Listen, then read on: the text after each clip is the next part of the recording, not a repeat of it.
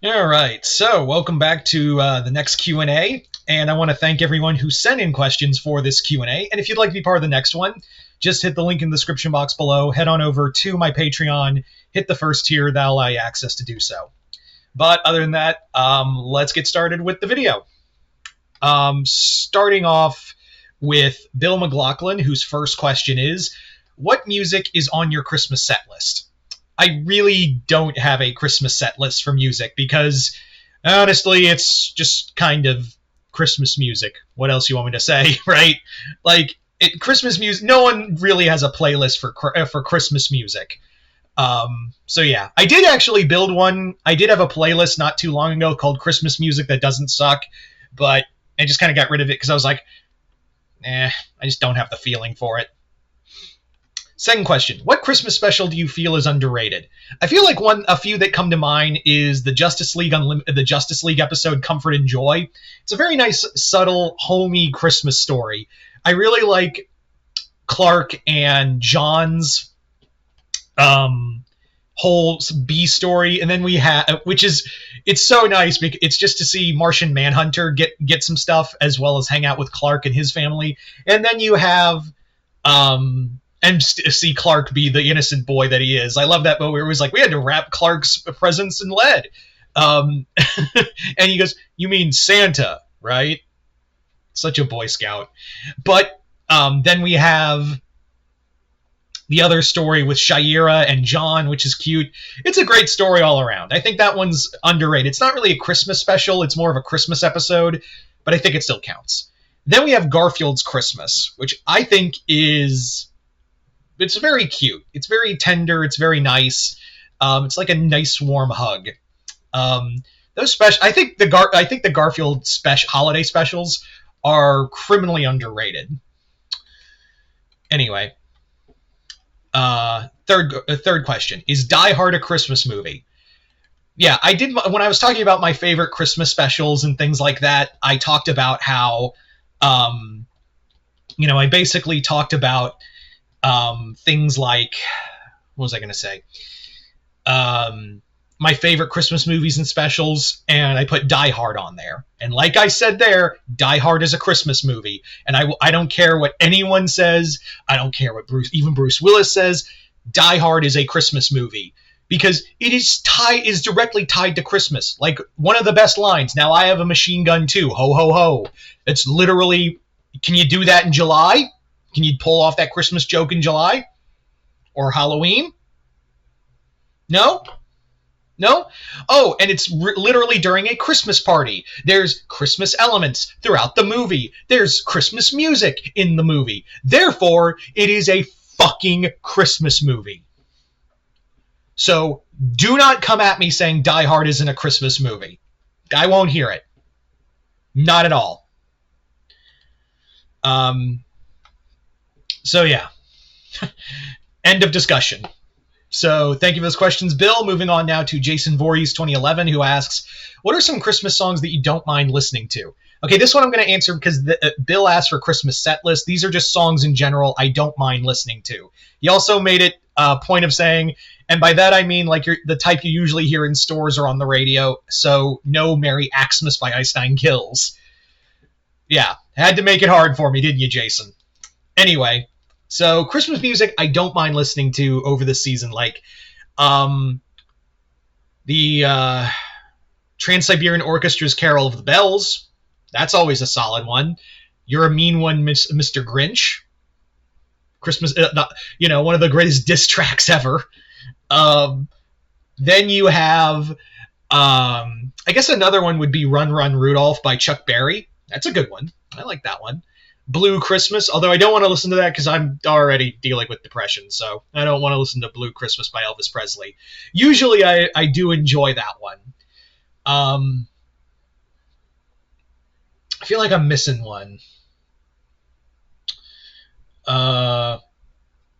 Depending on who sings this song, I won't mind it. And that is Oh Come All Ye Faithful and God Rest Ye Merry Gentlemen. You have to have the right person to sing it, because normally those songs, if it's like a church choir and I'm being forced to sing it in church, I'm just going to go, or it's boring. But if you put like, perfect example, there's a movie called The Christmas Truce, where one of the German soldiers like lifts up a Christmas tree and is singing in "O Come All Ye Faithful" in Latin while Scottish bagpipes are playing in the background. It's a great scene, and it's one of those times I was like, all right, that it does go, "O Come All Ye Faithful" or "God Rest Ye Merry Gentlemen." It goes hard, and that is a scam call. I have no time for you, scammers. I am doing a Q&A for my subscribers. But yeah, like I said, it really just kind of depends on, again, who sings that. If you're like gonna go hard in like a symphonic metal kind of version, yeah. Same thing with like, I know we can't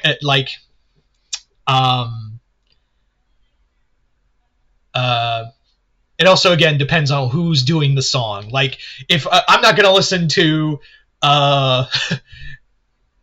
some Christmas song, but if Christopher Lee sings it on his Merry Christmas metal album, then yeah, that's a different story. But those are the ones that really just come to mind. Anyway, second question. What were some of the ornaments that you put up on your family's Christmas tree? The ones that really stick out are the Christmas dinosaurs I have. I've had those since I was like a baby.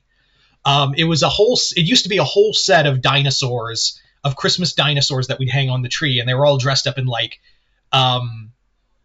Christmas gear. Like there was a T-Rex elf. There's a Stegosaurus dressed as a Christmas tree. There aren't many of them left. Like they've slowly been missing, but I think there used to be a set of 12. If I remember right, but we've lost so many. I think we're down to 3 or 4 that are still remaining, and I don't know where they are due to the family separation, but I hope they're still there. The recent addition I've added to the Christmas tree is a little Triceratops skull ornament that I put on there. I also have an ornament of the creature from the Black Lagoon, like one of this it looks like a bust of the creature of the Gill Man. It's really heavy, and I kind of hang it low. There's also there's a few ornaments I have on that tree that are very clearly me. But the plastic dinosaurs are the ones that stick out the most. 3. What is the earliest Christmas special you remember watching? Well, that's a good question. What was the earliest Christmas special I remember watching? That is,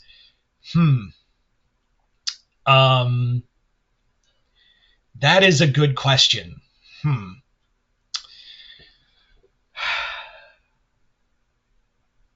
I think the one I'm really like kind of leaning towards, if I remember right, because now I'm really like I'm really trying to like think of what to do. I'm trying to think of not what to do, but like I'm really kind of trying to dig into the old memory banks here to figure out how, like where what it was.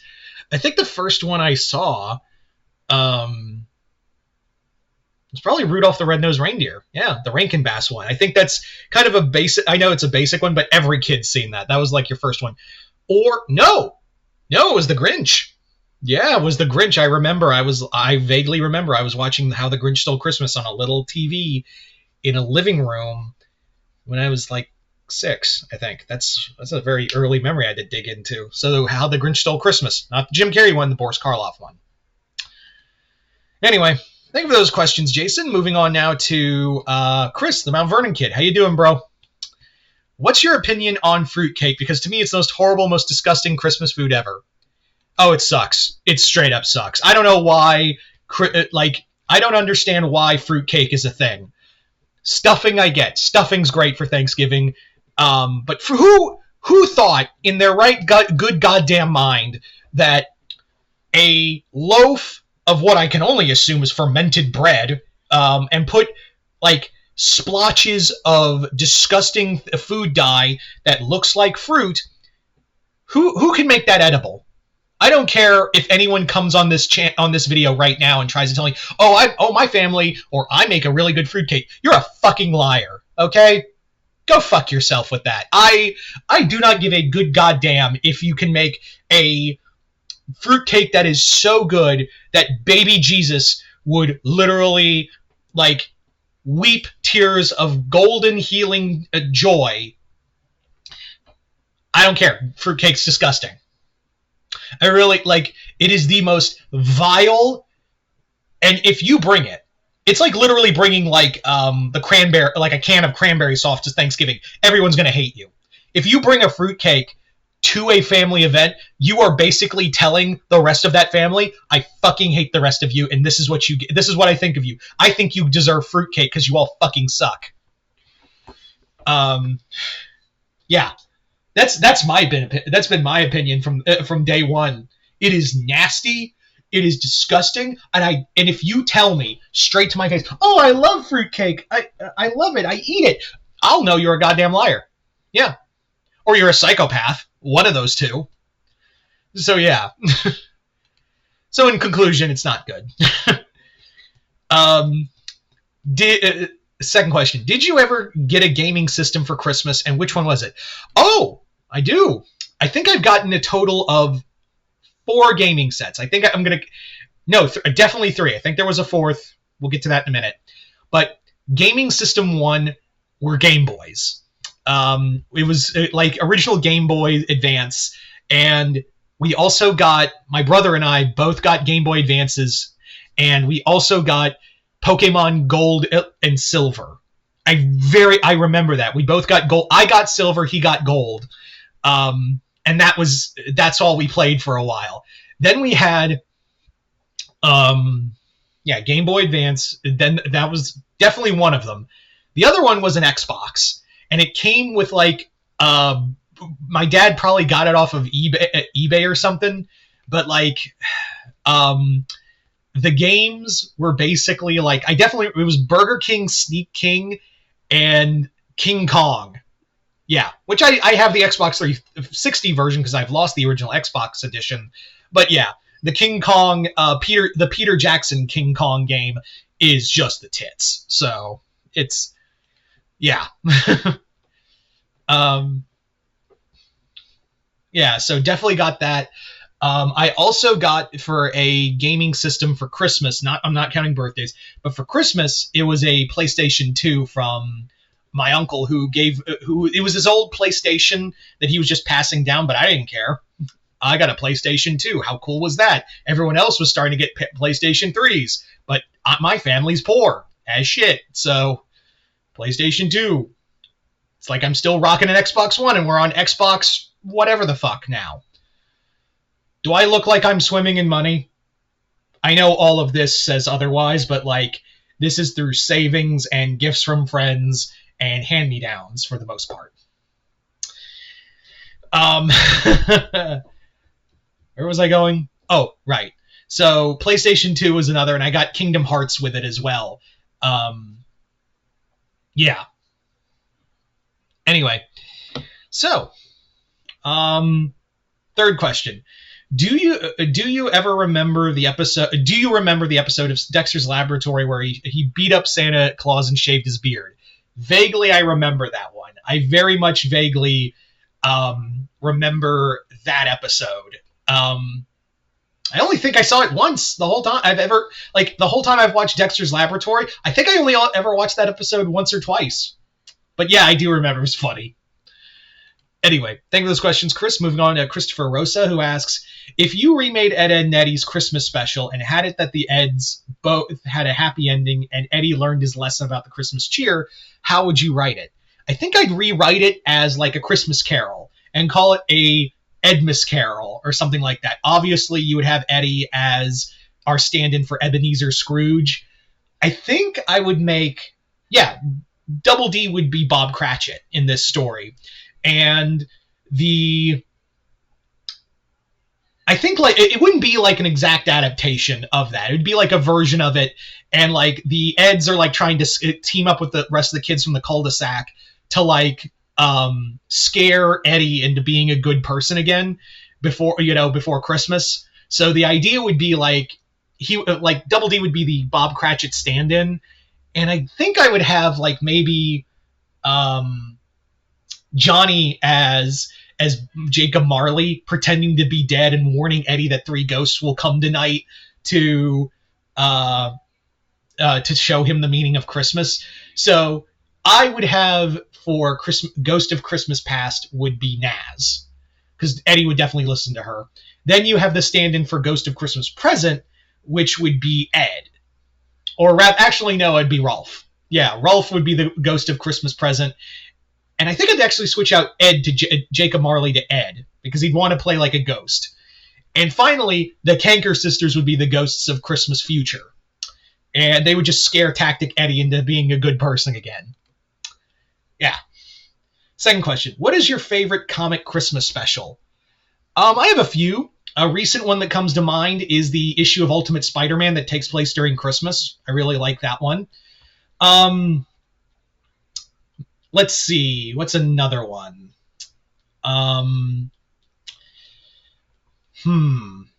What is another one that comes to mind?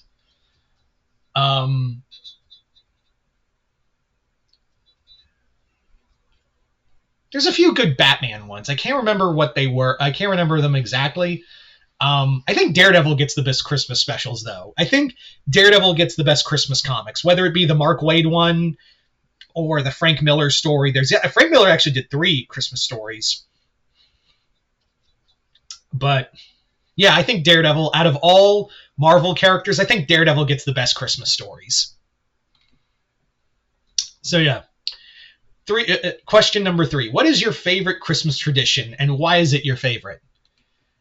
I don't really have a favorite Christmas tradition. Christmas, as you get older, the magic kind of fades away, don't it?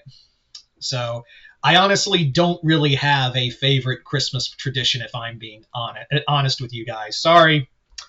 I got nothing. My family don't do that.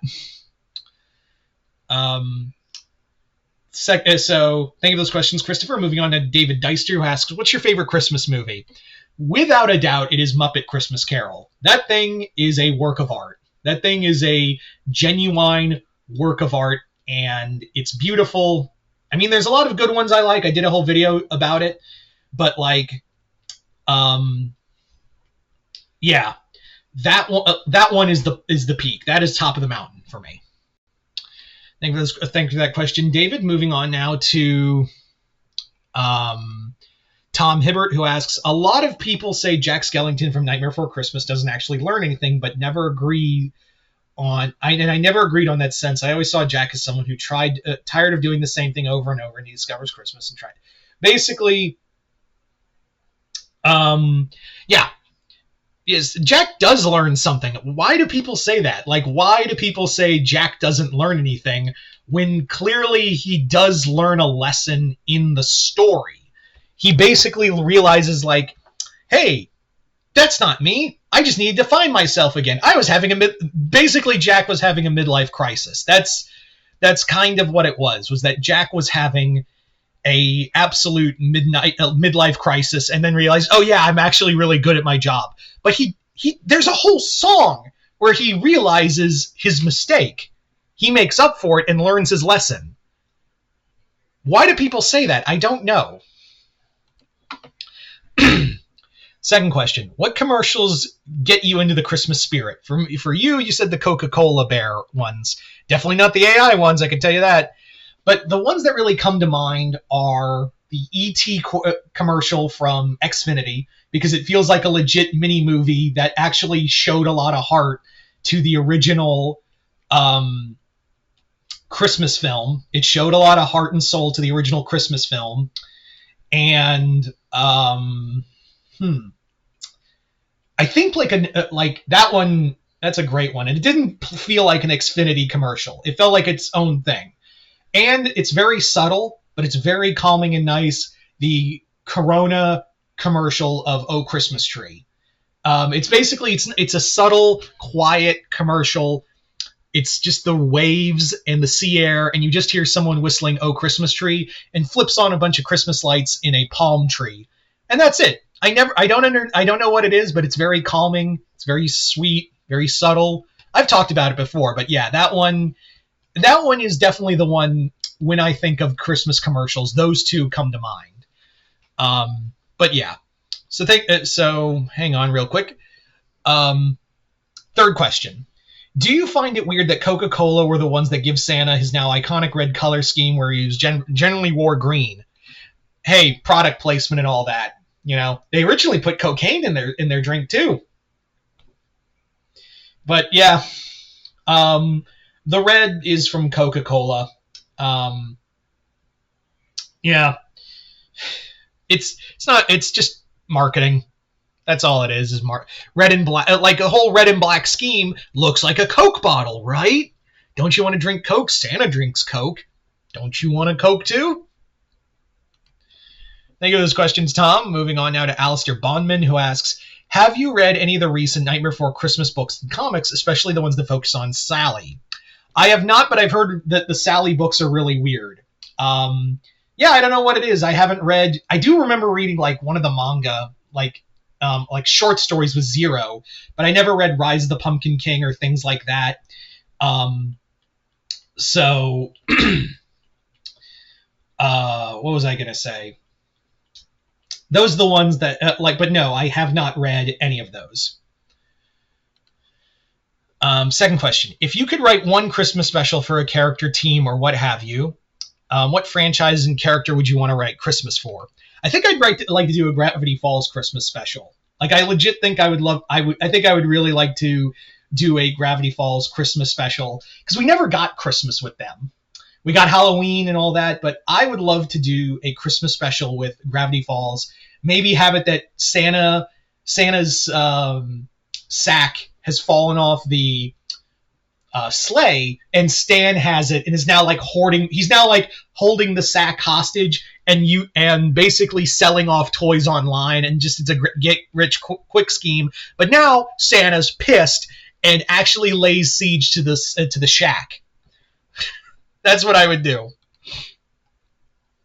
Third question.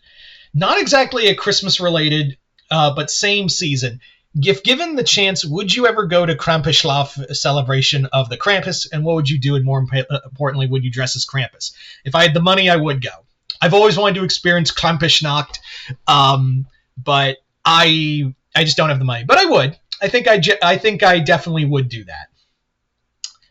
Thank you for those questions, Alistair. Moving on now to Gluzman, who asks, as a Jewish person who celebrates Hanukkah, who never really got to see Christmas, a lot of how Christmas feel like in the U.S. with all of the decorations and songs and free time of work and school, how the spirit of holidays feels like. I don't know how to answer that. I genuinely really don't know how to answer that, Gluzman.